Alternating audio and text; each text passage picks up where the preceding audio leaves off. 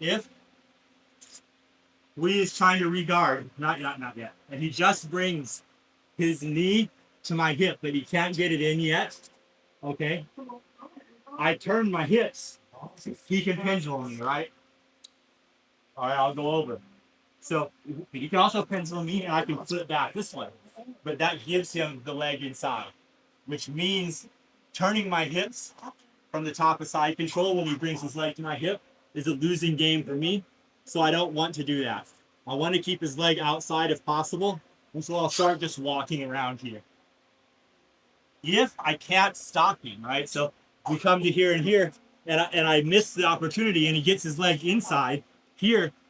My first option is to turn my hips, bring this arm down away from his leg, get myself into the top of his knee to bring his knee out.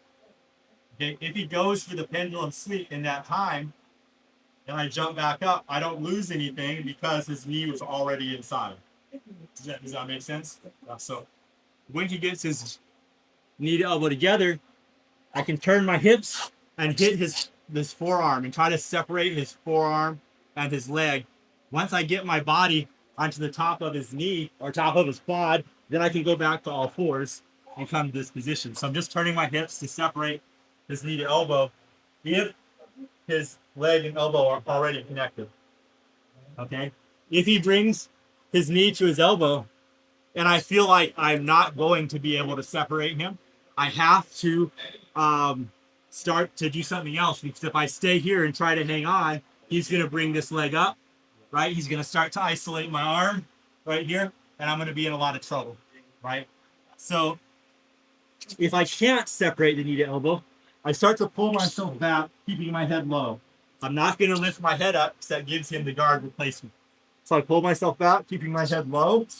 And while I'm doing that, I bring my forearm inside of his hip to protect my arm. This hand comes inside of his knee. And then I get up to my feet.